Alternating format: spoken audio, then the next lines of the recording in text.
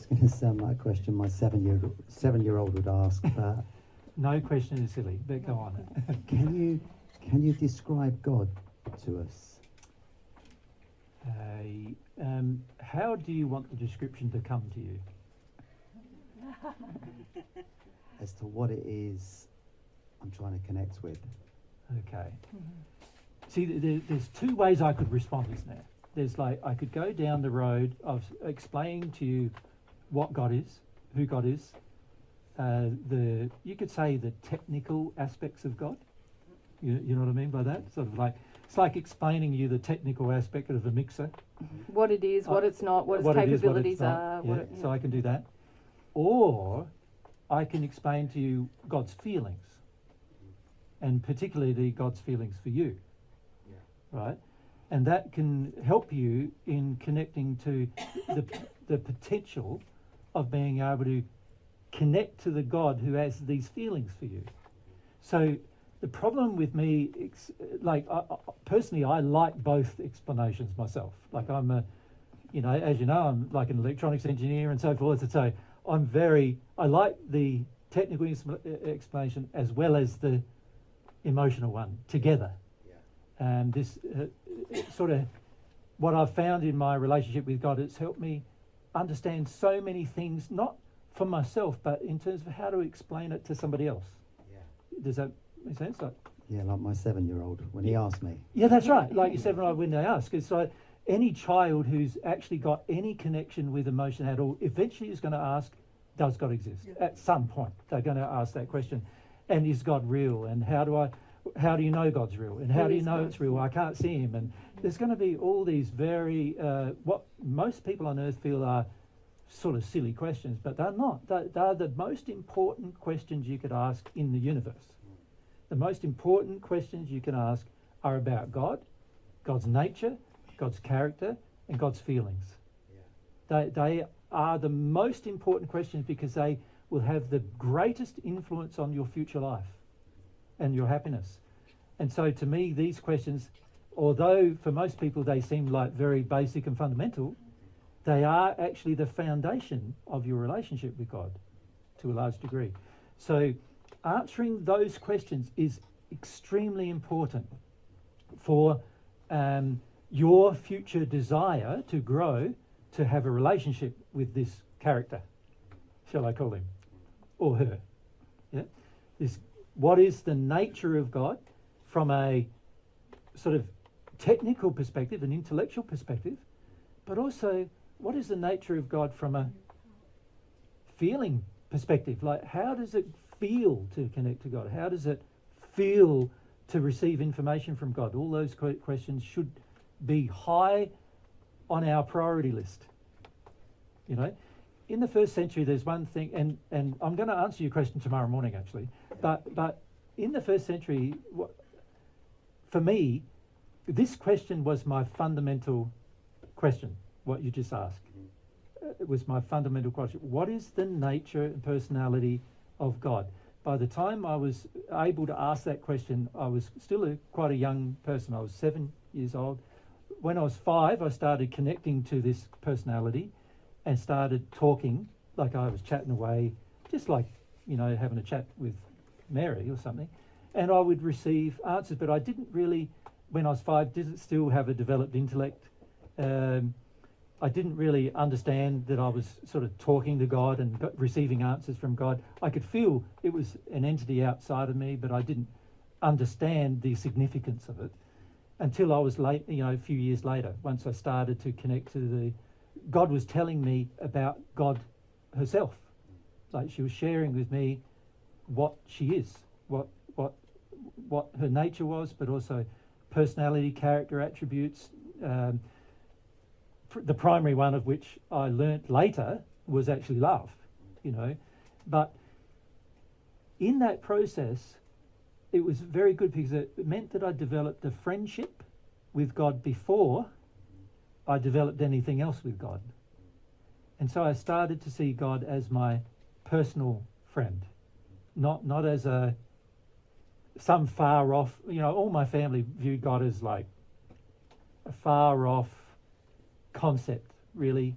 My father really didn't really even have the concept of God.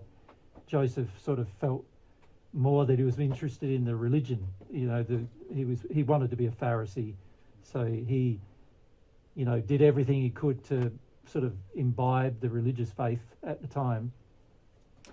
And my mother had more of a concept of God in terms of an emotional concept, but she still didn't, it wasn't very definite either for her.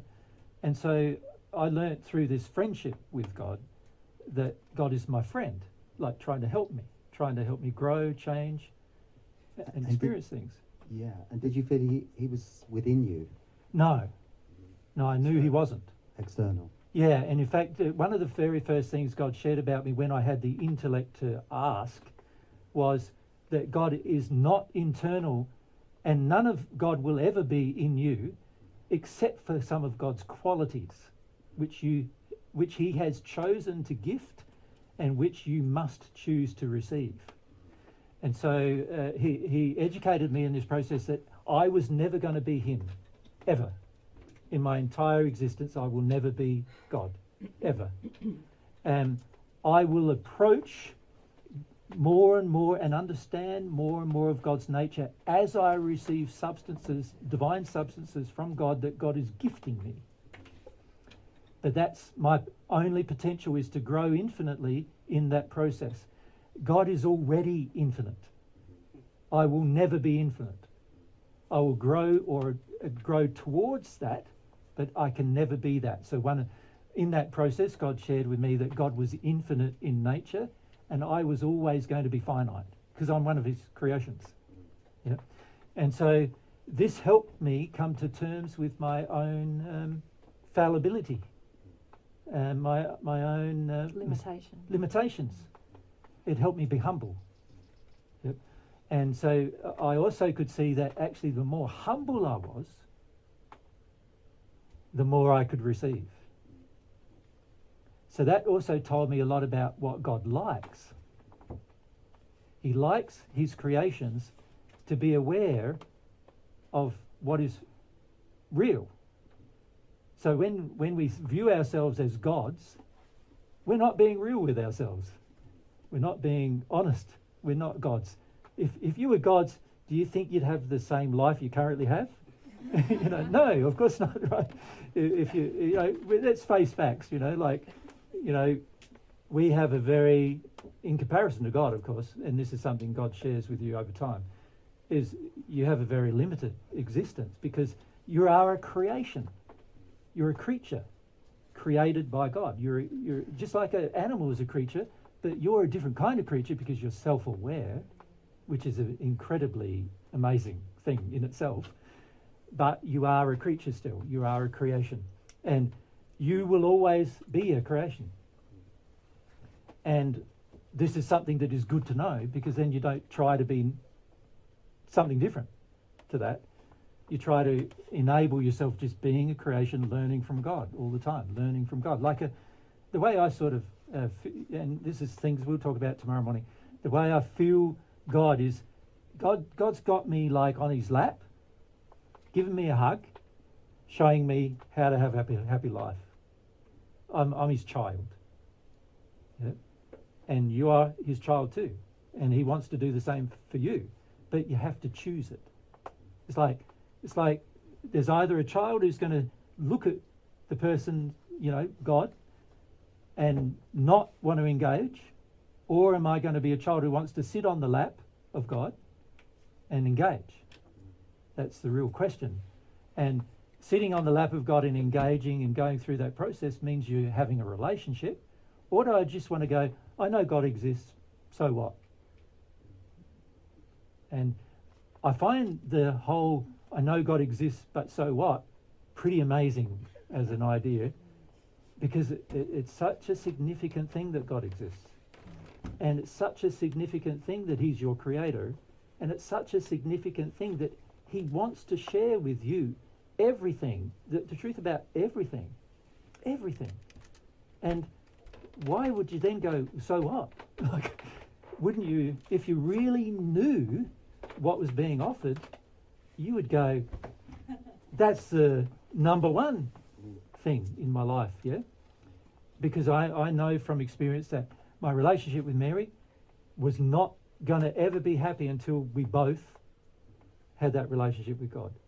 My relationship with others, all of my friends, all of my family, a lot of my family now are celestial spirits in the spirit world, but a lot of them were pretty angry with me when I was on earth. You know, that my brothers, a number of them were jealous of me. Most of my family thought I was crazy. My mother used to follow me around in the first century, telling everybody I was crazy to protect me from their rage. You know, there were many times when I was killed almost, you know, because of the rage of people I spoke to, and my family thought by following me around they'd check up on me and keep me under control. You know, like not understanding that actually the more stronger your connection with God is, the less controllable you are, and the less predictable you are as well. So, yeah, the relationship with God is a very important part of your future if you want it to be. And this is the big thing to remember. And tomorrow we'll talk more about what God feels about you and why God wants to have this relationship with you, right? And what God's feelings and nature are is a very important part of the conversation, because if you don't understand that God is not the God that religions have told you, and not the God that, you know, the atheists would have you believe, that there's none, but rather this person who's very interested in you and your life, why would you not want to have the relationship, given all of its advantages? Yeah. So it's something I think we need to talk about sort of a bit more length tomorrow. So answering that question is probably going to take a solid hour tomorrow morning. Just and in the process of getting the answer, hopefully what many of you will start to feel is actually just firstly be open to the fact that God's interested in you, and even just be open through the conscience, even if you can, as to God expressing whether he is interested in you or not, even is a very important thing to do, so that you develop some faith that God's this being who is intensely desirous of a personal relationship with you. Yeah. He doesn't, he's capable, given his infinite nature, to have a personal relationship with you, while at the same time having a personal relationship with Mary, while at the same time having a personal relationship with Emma, and while at the same time having a personal relationship with the over 40 billion people who have ever lived on this planet at the same time. God's capable of that. Not only on this planet, there's 6 others that I'm aware of that all are in a similar state, and there's 40 or 50 billion from those planets too, and he's capable of a relationship with all of those individually. So that sort of gives you some picture of how immense God is, yeah, in terms of what God's capable of. So the real thing to do eventually is to get to the stage where we start to feel God as our parent, but not like our mum and dad have been on earth. Yeah? And that requires also addressing why the word God has such a negative context for the majority of us. Because it does. You know, when we hear the word God, most people are even ashamed now to say they hear God or have a relationship with God. You know, it's very uncool to say that nowadays, to say that you actually have a connection with God or a relationship with God. Even if you do have one, just shut up about it, is the general feeling. So, you know, if you really felt God, you wouldn't be ashamed of the relationship either, would you? You know, so that this is the thing, is that there's many taints or problems on earth associated with the world's concept of God that we do also need to address. Yeah. Very good question. Not a silly question. The most important question asked today, probably. Yep. Because any question associated with God's nature and character is going to be the most important and greatest influence on your life in the long run. Yep. And logically you can see why, because if God is the infinite being that created the universe, then God knows everything about how it runs. He knows everything about how he designed you. He knows everything about love. He knows, actually, he designed the mathematics that govern your feelings. He designed them. There's all mathematical formulas that govern every feeling you have. And he knows he created every one of them. He created every law that governs your life and existence. So to say, like, so what about God is a very ignorant, really, thing to say, because if God does exist, then he knows everything about everything, and it makes sense if I connect with God that I'll get to start to know, the things that he knows. And why wouldn't you want that? It's like, yeah. The joys I've experienced in my life over 2,000 years were, almost all of them were not possible without God. And I often visit the sixth sphere of the spirit world. Mary and I often speak with people in the sixth sphere of the spirit world. We actually have some universities there that we are guest lecturers. You could call them universities. And that we're guest lecturers at almost every day. Right? And the reason why we do is because the difference between that location and the connection with God is so vast and great, and the difference in bliss between the two places is so vast and great, that you want to share with as many people as you can what it's like to connect to the being that loves you the most. Yeah.